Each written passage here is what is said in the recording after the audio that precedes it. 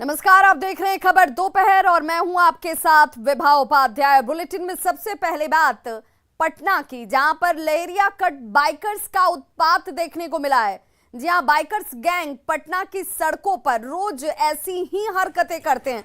जरा इन तस्वीरों को देखिए, कैसे ये लहरिया कट बाइकर्स जो हैं, जिन्हें ना तो अपनी जान की चिंता है और ना सड़कों पर चलने वाले दूसरे लोगों की ही, सड़कों पर खतरनाक स्टंट करते ये बाइकर्स हर रोज इसी तरीके से सीधे तौर पर मौत को आमंत्रण देते हैं। आम लोगों की परेशानी का सबसे बड़ा सबब ये लोग हैं।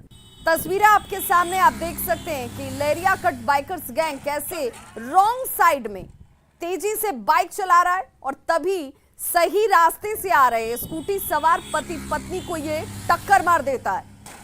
बाइक सवार तो दूर बाइक छोड़कर सड़क के किनारे खड़ा हो गया, लेकिन स्कूटी पर सवार महिला और पुरुष इस हादसे में किस तरह से जख्मी हो जाते हैं, ये तस्वीरें अपने आप बयां कर रही हैं। जिन्हें अंदाजा भी नहीं था कि अगले ही पल ये हादसे का शिकार हो जाते हैं। गलती इनकी नहीं है, सड़कों पर चलने वाले ऐसे लोग जिनके हाथों में बाइक थमा दी जाती है और ये सड़कों को आसमान समझकर बाइक को हवा में उड़ाते हैं। आखिर इन बाइकर्स का इलाज क्या है? क्या पटना पुलिस इन पर लगाम लगाने में सक्षम नहीं है? क्योंकि ये पहली घटना नहीं है। ऐसी तस्वीरें सड़कों पर अमूमन आपको दिख जाएंगी, जहां पर लहरिया कट बाइकर्स का उत्पात और इनके उत्पात से आम राहगीर, आम लोग जो सड़कों पर चलते हैं, वो डरे सहमे हुए हैं।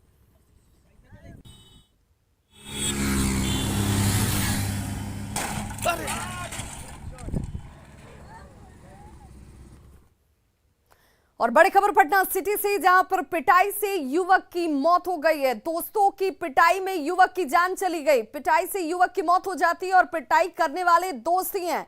दोस्तों की पिटाई से युवक की मौत हो जाती है। पैसे के विवाद में हत्या की बात सामने आ रही है। ईंट पत्थर से सीने पर वार किया गया है, गला घोटने की कोशिश की गई है।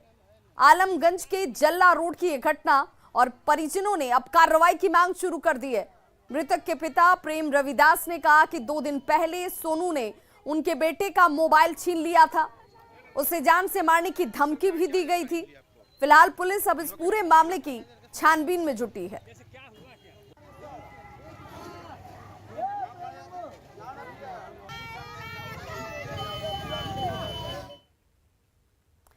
और अब बात संपूर्ण क्रांति दिवस की, जिस मौके पर महागठबंधन की तरफ से आरोप पत्र जारी किया गया।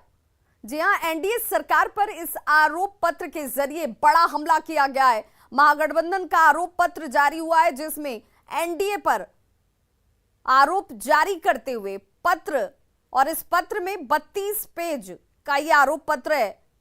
और इसी आरोप पत्र की ज्यादा जानकारी दे रहे हैं न्यूज 18 संवाददाता अमित कुमार।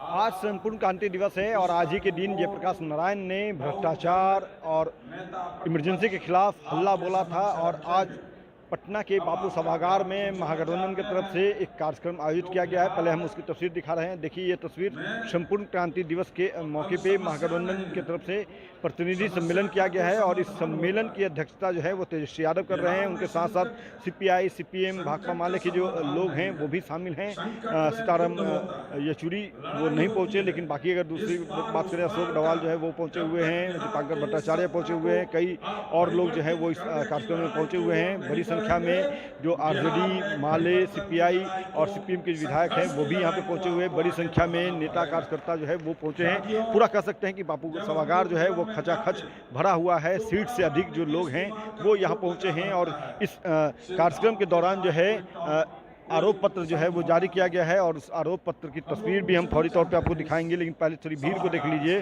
कि ये भीड़ जो है, इसमें बड़ी संख्या में जो लोग हैं वो पहुंचे हैं। और इनमें आरोप पत्र जो तेजस्वी यादव की तरफ से, इस महागठबंधन की तरफ से जो जारी किया गया है, तो वो तस्वीर को देखने के लिए बड़ी संख्या में यहाँ पे कार्यकर्ता पहुँचे थे। तो ये देखिए, ये वही आरोप पत्र है।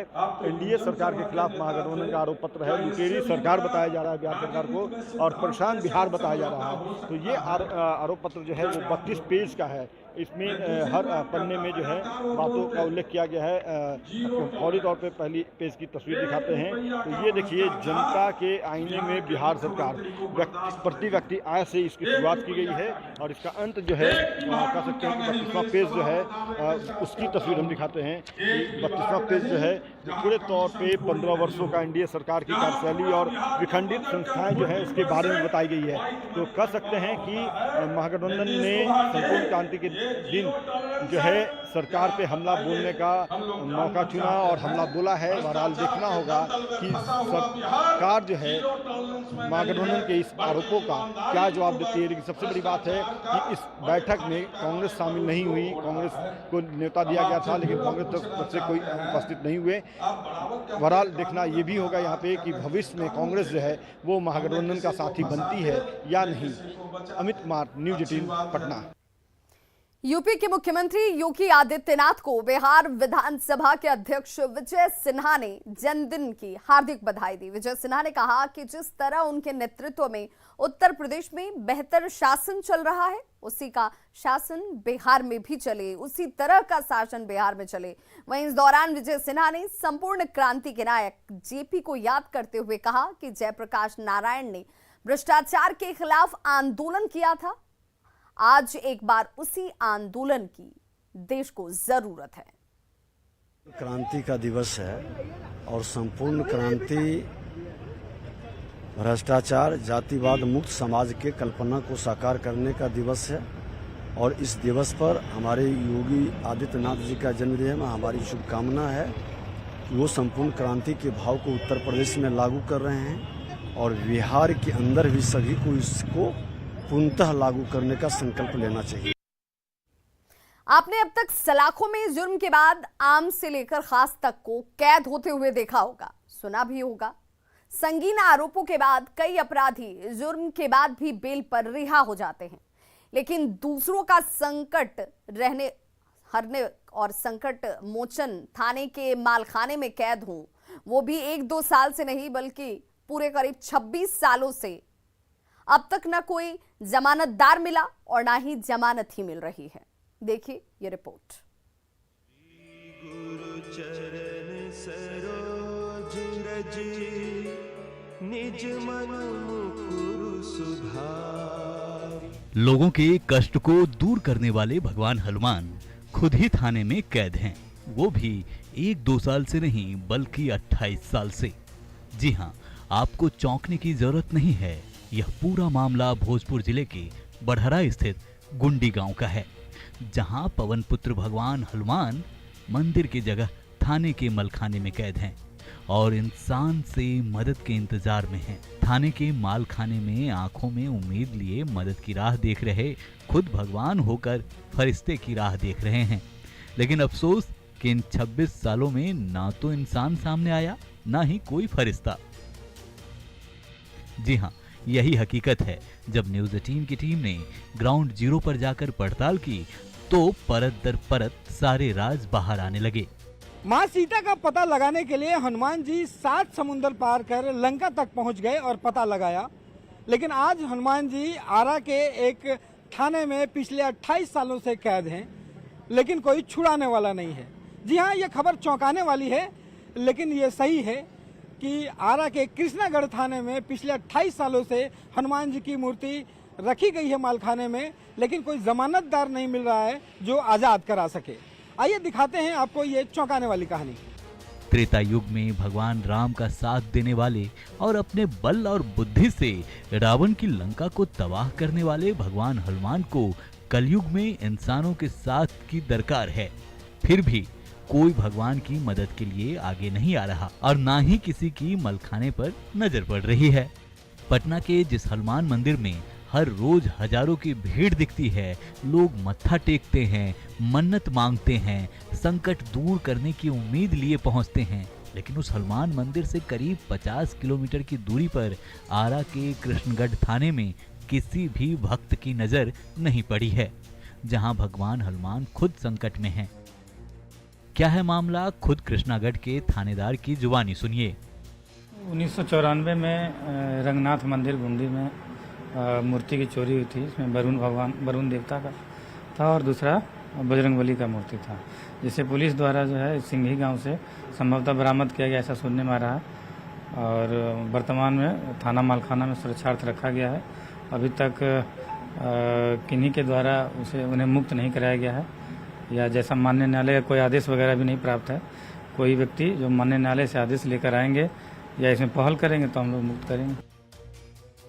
1994 में गांव के रंगनाथ स्वामी मंदिर से 2 मूर्तियों की चोरी हो गई, एक भगवान वरुण और दूसरे बजरंगबली की मूर्ति। गांव वालों ने पहले तो मूर्तियों की खोज की और बाद में पुलिस से मामला दर्ज कराया। 2 साल के बाद पुलिस ने बजरंगबली की मूर्ति को टाउन थाना के सिगही गांव के कुएं से बरामद किया और थाने के मालखाने में रख दिया। कोर्ट की तरफ से तय की गई जमानत राशि की अधिकता के कारण आम लोग तो दूर, मंदिर प्रबंधन से जुड़े लोग भी इसकी जमानत नहीं करा पा रहे हैं।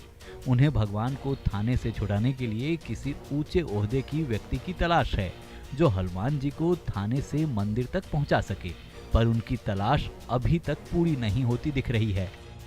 न्यायालय में संपर्क किया तो उन लोगों ने कहा कि इस मूर्ति की मूल्यांकन 42 लाख रुपया हुआ है, अब 42 लाख रुपया जमा कर दीजिए। हालांकि हमको कोई लिखित ऐसा आदेश नहीं था, लेकिन हमको कोर्ट से ये बात बताया गया। हम कोर्ट में जब जाकर हाकिम के सामने खड़ा हुए तो हमको बताया कि जितना का मूर्ति चोरी हुआ है उतना रुपया अपना जमा करके मूर्ति ले जाइए। गांव वाले कई कोशिशों के बाद भी हनुमान की मूर्ति को थाने के माल खाने से आजाद नहीं करा पाए हैं। कोई इसमें सुरक्षा का हवाला दे रहा है तो कोई पैसे के अभाव का, लेकिन इन सब के बीच इलाके का प्रसिद्ध मंदिर बिना हनुमान की मूर्ति के सूना सूना लगता है और बजरंगबली भी थाने में अपने भक्तों का इंतजार कर रहे हैं। मानव तस्करों के चंगुल से छूटे बच्चों को रांची स्थित आश्रय गृह में रखने से इनकार कर दिया गया है, जिसकी वजह से बच्चों को नगड़ी थाने में रात गुजारनी पड़ी। आश्रय गृह के अधिकारी इस मामले में फंड की कमी का हवाला दे रहे हैं, जो सरकार के दावे की पोल खोलती है। इस मामले को तूल पकड़ता देखकर संबंधित अधिकारी अब इसी मामले को दबाने की कोशिश करने लगे, जो उनकी लापरवाही को भी दिखाता है। देखिए, CWC का काम है बच्चों का प्रोटेक्शन लेना और उनको एक सेफ प्लेस पे देना, लेकिन सेफ प्लेस देने की जिम्मेवारी जो है वो पूरी तरह से डिस्ट्रिक्ट प्रोटेक्शन यूनिट की होती है। और फिलहाल हमारे पास रांची में ऐसा एक भी शेल्टर होम नहीं है जहाँ पर हम बच्चों को जो है भेज सकें।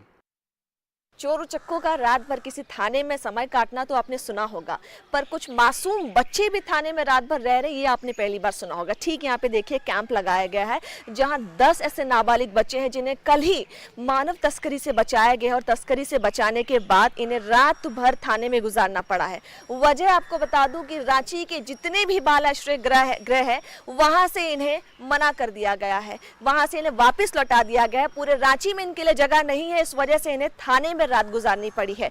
CWC ने तत्परता दिखाई है, रात भर कोशिश की है, पर उन्हें किसी भी आश्रम में लिया नहीं गया है। आश्रम ने सीधा अपनी वजह बताई कि सरकार उन्हें फंड नहीं देती, जिस वजह से वो बच्चे की व्यवस्था नहीं कर सकते हैं। बच्चे को उन्होंने लौटा दिया है। यही खास वजह रही कि बच्चों को थाने में रात अपनी पूरी गुजारनी पड़ी है। वही थानेदार से हमने बात करने की कोशिश भी की है, लेकिन उन्होंने साफ इनकार किया है। उम्मीद है इस खबर के बाद बच्चों को जल्द से जल्द सेफगार्ड करके किसी शेल्टर होम में जरूर भेजा जाए। रूपाली त्रिपाठी, न्यूज़ 18, रांची।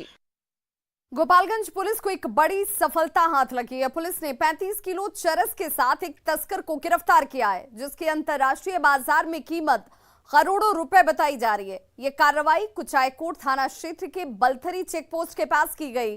तस्वीरें आप देख रहे हैं, जहां पर गिरफ्तार तस्कर से पूछताछ भी की जा रही है। इस तस्कर का नाम शिव कुमार बताया जा रहा है, जो हरियाणा के हिसार जिले का रहने वाला है।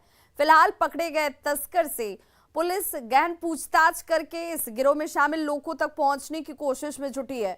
बताया जा रहा है कि वैगनर कार में नेपाल से तस्करी कर चरस को हरियाणा ले जाया जा रहा था।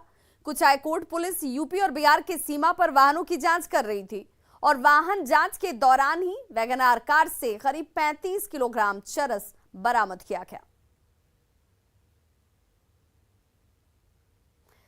धनबाद के तोपचांची में चोर HDFC बैंक का ATM उखाड़ कर ही ले गए। तोपचांची थाना क्षेत्र के तोपचांची गोमो रोड की यह घटना है और आशंका जाहिर की जा रही है कि ATM में कैश भी रखा हुआ था। ATM काउंटर के बाहर मशीन के क्षतिग्रस्त टुकड़े आप देख पा रहे होंगे, क्योंकि चोरों ने इन टुकड़ों को यहां फेंक दिया, जिसके बाद इसकी जानकारी पुलिस को दी जाती है। और हैरत की बात यह है कि तोपचांची थाने की गश्ती गाड़ी एटीएम सेंटर से महज 100 मीटर की दूरी पर ही रहती है। वहीं एटीएम में कितना कैश था, चोरी की घटना को किस गिरोह ने अंजाम दिया, इसे लेकर कोई जानकारी पुलिस के पास नहीं है। फिलहाल मामले की जांच में जुटी पुलिस के हाथ खाली हैं। अब सवाल उठता है कि एटीएम कैसे लेकर चोर भाग जाते हैं, जबकि 100 मीटर की दूरी पर ही पुलिस की जो गाड़ी है वो खड़ी रहती है। एटीएम में कितने कैश थे, पैसे कितने थे, इसकी भी जानकारी नहीं है। पुलिस गश्ती टीम आखिर अनजान क्यों रही?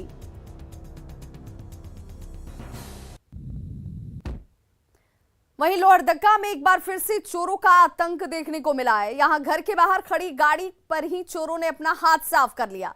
पूरी घटना सीसीटीवी कैमरे में कैद हो जाती है। सेन्हा थाना क्षेत्र के सेन्हा मेन रोड की ये तस्वीर जो सीसीटीवी कैमरे में चोरी की एक एक तस्वीर को कैद करके सामने तो रख रही है, लेकिन अब तक चोर की गिरफ्तारी नहीं हुई है। सब्जी कारोबारी संदीप साहू के घर के बाहर ये पिकअप वैन खड़ी की गई थी। चोरों ने इस पिकअप वैन पर ही हाथ साफ कर लिया। कारोबारी ने थाने में प्राथमिकी दर्ज कराई है, लेकिन घटना के 5 दिन बीत जाने के बाद भी पुलिस के हाथ कोई सफलता नहीं लगी है। आए दिन इलाके में चोरी की घटनाएं हो रही हैं। पुलिस चोरों पर लगाम लगाने के दावे कर रही है, लेकिन दावे सब शून्य हैं। दावों पर पुलिस की कार्यशैली अब सवाल खड़े करती है। हमारा पिकअप वैन 11 बजे मैं खड़ा किया था अपने द्वार पे।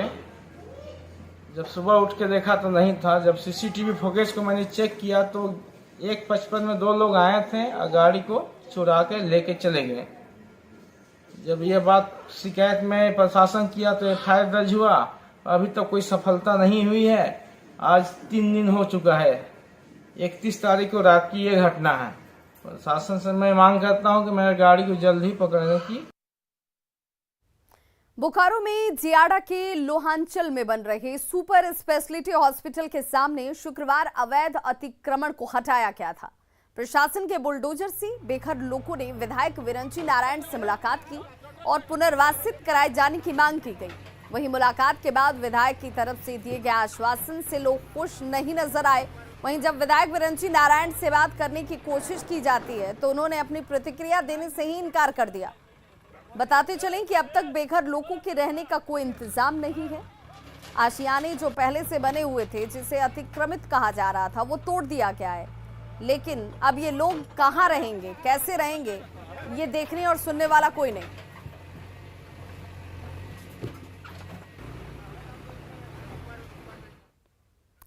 और चलिए आपको सीधे लिए चलते हैं रांची के मोहराबादी मैदान, जहां पर इस वक्त जेपी नड्डा क्या कुछ कह रहे हैं, सुनते हैं। यहाँ उपस्थित भारतीय जनता पार्टी के हमारे वरिष्ठ कार्यकर्ता बंधु और हमारे सांसदगण, विधायकगण, इतनी बड़ी संख्या में एकत्र आए हमारे सज्जनवृंद और मीडिया के मेरे साथी, प्रिंट मीडिया, इलेक्ट्रॉनिक मीडिया के मेरे साथी, मुझे आज झारखंड की पवित्र धरती पर, भगवान बिरसा मुंडा जी की पवित्र धरती पर, सिद्धो कान्हो जी की पवित्र धरती पर, वीर बुद्धू बरगद की धरती पर आने का सौभाग्य मिला है। मैं सबसे पहले इन वीर सपूतों को जहां नमन करता हूं, वहीं भगवान बिरसा मुंडा से आशीर्वाद लेकर के अपनी बात को प्रारंभ करता हूं। मित्रों, आज हम विश्वास रैली में यहां इतनी बड़ी संख्या में झारखंड के कोने कोने से हमारे कार्यकर्ता मित्र आए। यह संख्या अपने आप में मुझे और झारखंड की जनता को यह विश्वास दिलाता है कि जन जन में ये बात स्थापित है कि अगर आदिवासियों की चिंता किसी ने की है, अगर आदिवासियों को मुख्य धारा में लाने का काम किसी ने किया है, अगर आदिवासियों को सही काम देकर उनके जीवन को सुधारने के काम में लगन के साथ आगे बढ़ा। तो खबरों का सिलसिला लगातार जारी है। आप देखते रहिए न्यूज़ 18 बिहार झारखंड।